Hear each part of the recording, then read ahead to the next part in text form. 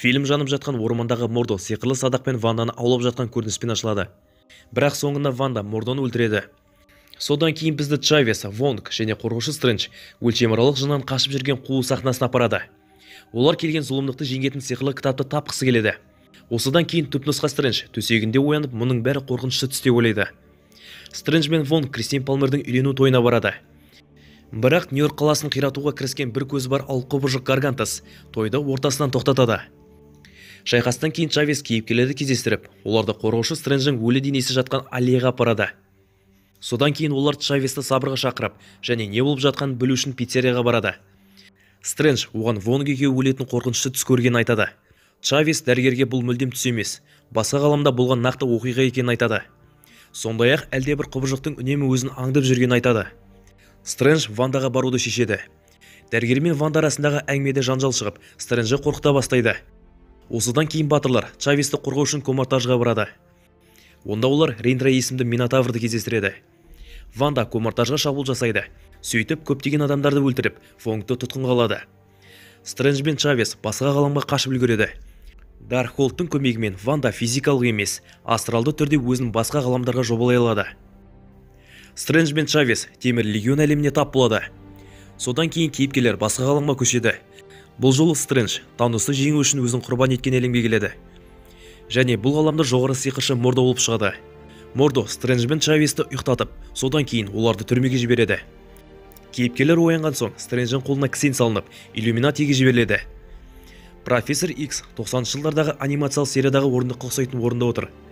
Иллюминати тобы Стрэнджді өлтіру керек пе, жоқ па деген сұраққа дауласады.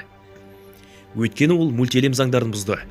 Содан кейін бізге Иллюминати әлемінен шыққан Ванда балаларымен уақыт өткізіп жатқанын көреміз. Бастапқы әлемнен шыққан зұлым Ванданың астралды проекциясы жақсы Ванданың денесін басқарады. Осы денені басқарып, аналары Иллюминатиге барғандықтан балалары абдырап қалады. Иллюминати залында Стрэндж қара дауылға Ванданы жеңе алмайтынын айтады.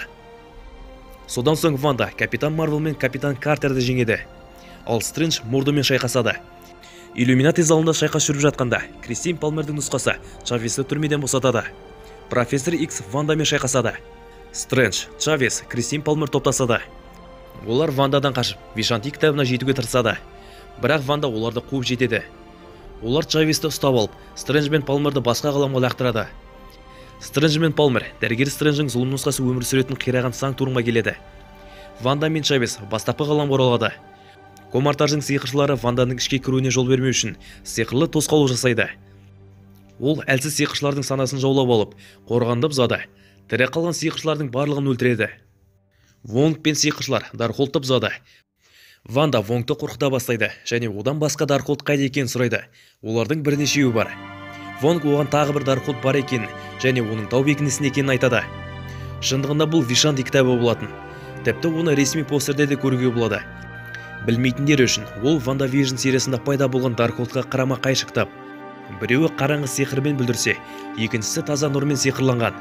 Портал сонымен қатар жұмбақ кітаптың орналасқан жерін дәрігер Стрэндж, Америка Чавес және Кристин Палмер есік алдында пайда болған кезде көруге болады. Нақтырақ айтқанда, орын Вишанти кітабының жарықпен байланысын ескере отырып, трейлерде көрінетін жарқыраған жарық артефактының өзі болуы мүмкін. Стивен Стрэндж Вишанти кітабының қайда екенін білмейді.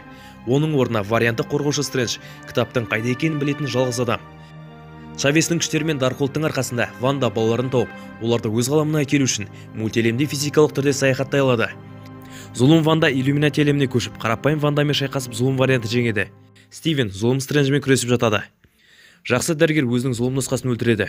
Стрэндж өзінің кептеліп қалған және Чавессіз негізгі ғаламға ауыса алмайтынын түсінеді. Сиқырдың көмегімен ол өзінің ғаламына астралды көшу үшін қорғаушы Стрэндждің өлі денесіне көшуді таңдайды. Ол сөзбе-сөз зомбиге айналады.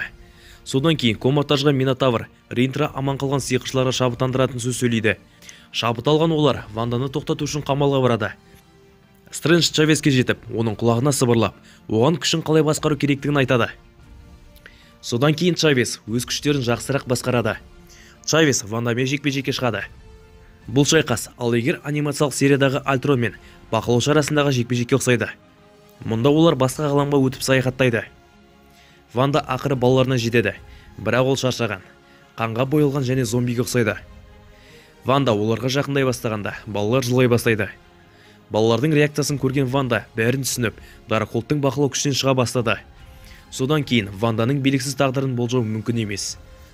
Соңында түпнұсқа Стрэндж бен Чавес арасында диалог бар. Стрэндж оны көргеніне қуанышты екенін айтады. Ақыры эгоист дәрігер Вонгпен ақылдасып, олар Чавесті оқытуға шешім қабылдайды. Өткен жылдың тамыз айында дәрігер Стрэндж есіз мультфильм фильмнің толық сюжеті Reddit сайтында жарияланып, көптеген қолданушылар оны фейк деп санады.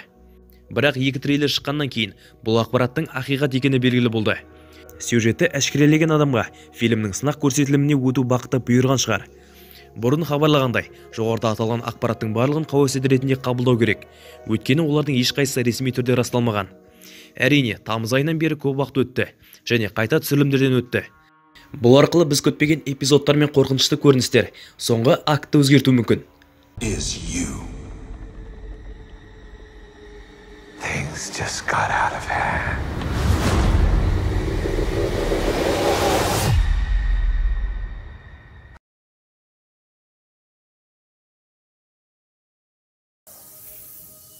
Drawn from other dimensions of the multiverse to cast spells, to conjure shields and weapons, to make magic.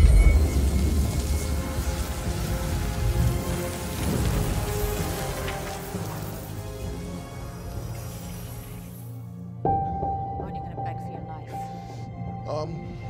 Good. Nah, but my Aunt May should really know. You just stop talking to me.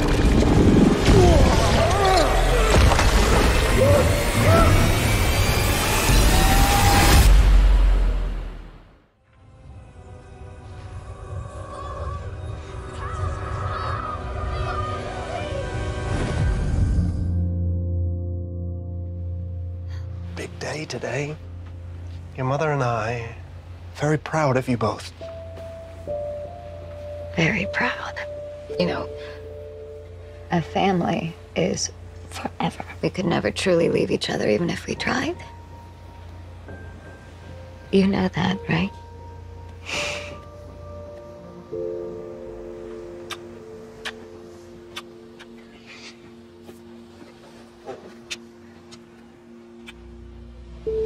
Boys, thanks for choosing me to be your mom.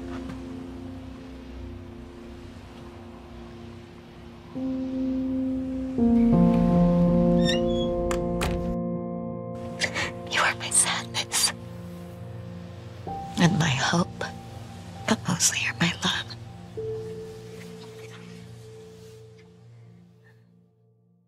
What if?